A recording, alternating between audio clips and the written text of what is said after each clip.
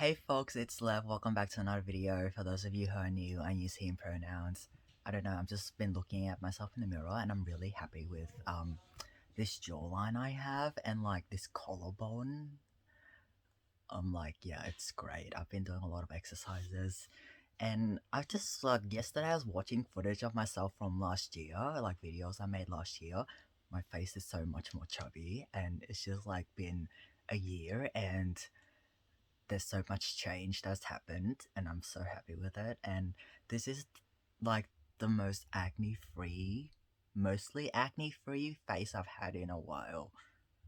Because I've always had like giant pimples and now it's like mostly mostly um mostly gone. And also like chin hairs growing out, more chin hairs growing out. I love it. Um I'm mostly just honestly just been thriving and healthy with the exception of this non-stop chest pain, which I still have. If you haven't been following my other videos, I've been getting this medically unexplained chest pain for the past 3 weeks, and it's been constant for the past week. As in it's not been on off. It was been on off the first 2 weeks, and it's just constant the last week or so.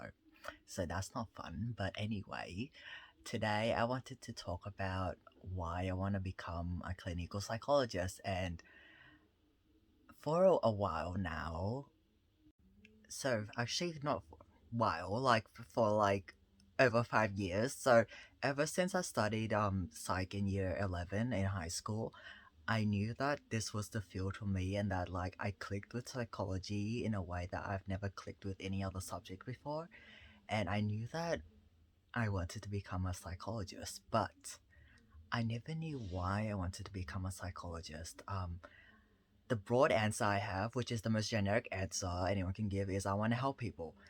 But I was thinking there are a lot of professions where I can help people, like paramedics or nursing, or I don't know, any sort of healthcare role, or I guess anything in general, but specifically healthcare. There are many roles that involve helping people and working with people, but I'm still very drawn to psychology, and it wasn't until recently that I knew I it clicked in my mind why. So if you've never seen me before, or this is the first time seeing my channel and you haven't watched early content, um, I have lived experience of mental health challenges, and I'm also LGBTIQ plus. Specifically, I'm trans and pansexual and panromantic. So I've been to therapy 5 times. The first time was when I was 17. After my suicide attempt, I went to therapy for the first time. Then I went again in 2016, and then I went again in like 2018, and then again last year, and then again this year. So this is like the fifth round of therapy, you could say. The first few times I went was to help me manage my social anxiety and depression. I had really bad anxiety and really bad depression, and just wanted to die every day basically. And the third time it was like a gut psych because I had IBS and it was all new to me and I just had support from my psych, which she wasn't really helpful by the way because of the unprofessional way she does things. Like 40 minutes in the session talking about herself. I'm like, um, um, I'm coming here, so you're supposed to help me, not the other way around. Like, am I your therapist or you my therapist? So I stopped seeing her because it was a complete waste of time and resources. I'm like, I'm not getting anything out of it. Last year I went to gender therapy for the first time, mostly to overcome like internalized transphobia, build self confidence. I guess change the way I viewed my trans identity and started to embrace it and love myself as opposed to seeing myself as my worst enemy and like just constantly hating myself all the time. And this year I went back to therapy. I got linked in with another psych who's actually trans, so it's great. He's trans and he's not straight. Um too because I started hormones earlier this year and I've been seeing him for like 5 6 months now. I started hormones, and it'll be good to link me in with a psych. So he's helped me through a lot of different issues, and now I'm here. And what I realized about, I guess, what therapy did for me is that it helped me change the way I talk to myself, my inner dialogue, my inner narrative. All of those hours, all of that, all of the therapy sessions, um, was essentially giving me the tools, resources, training my ability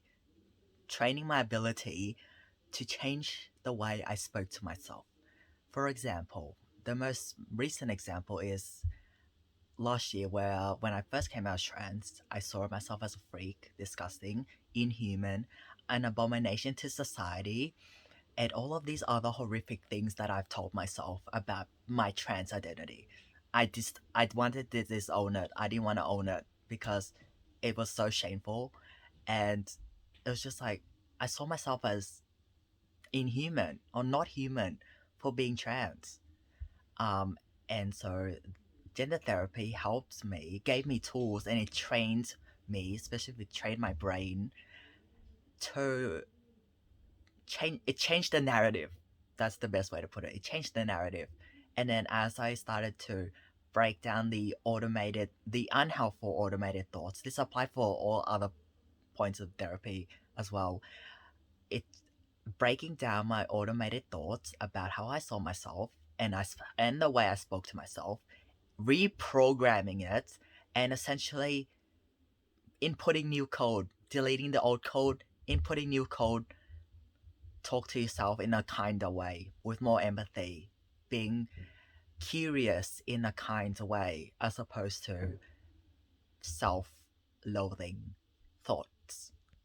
And as a result of all these years of training myself with a professional support person next to me, championing um, my recovery and, rooting for me essentially.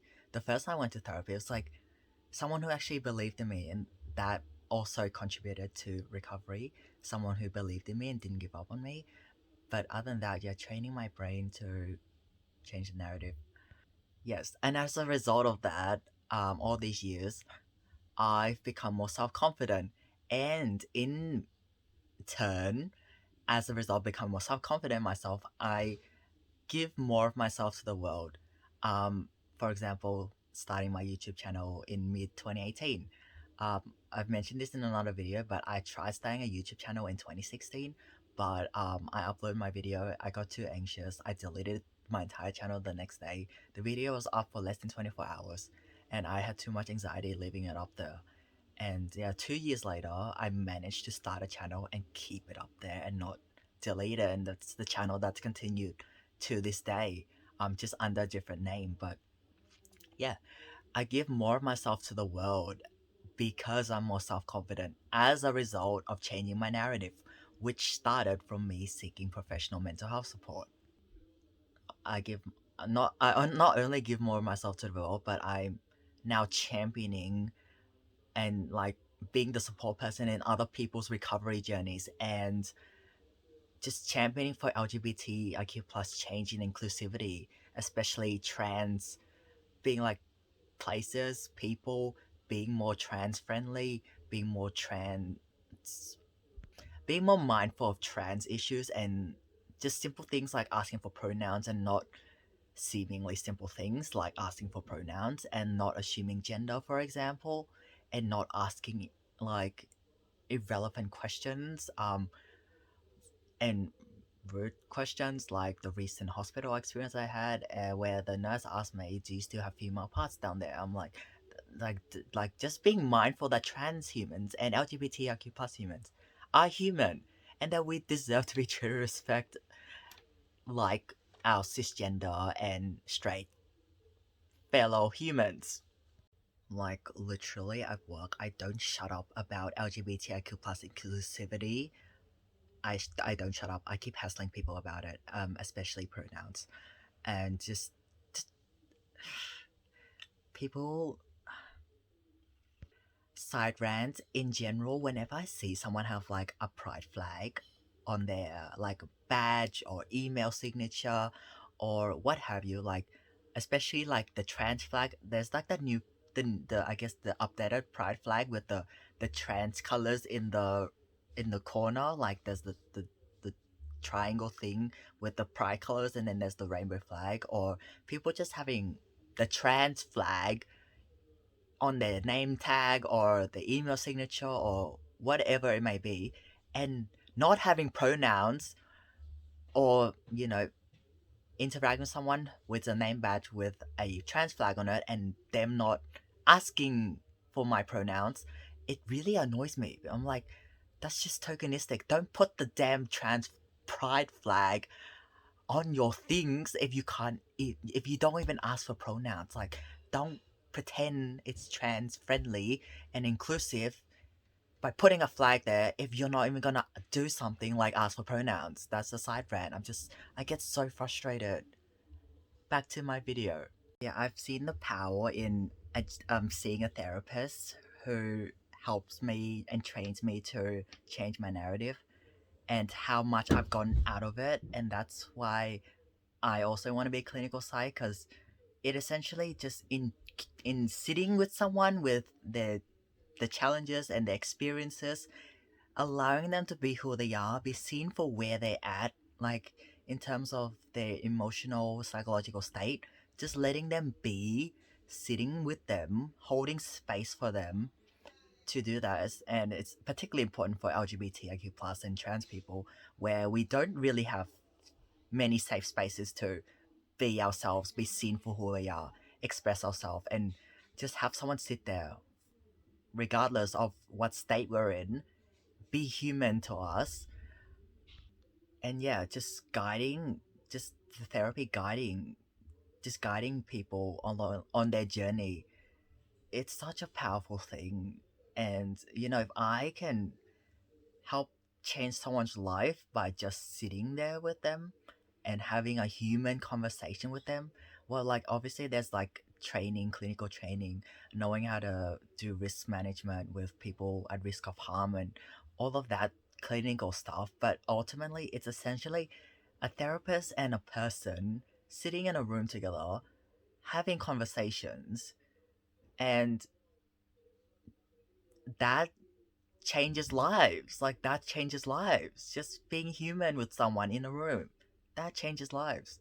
And that's why I also want to do it, because I've seen it work so well for me, and the impact it's made and the ripple effect it's carried on, not just for myself but people around me, from me being more confident and all of that. And I just want to pay it forward. And especially for the trans community, there isn't a lot of trans psychs out there, and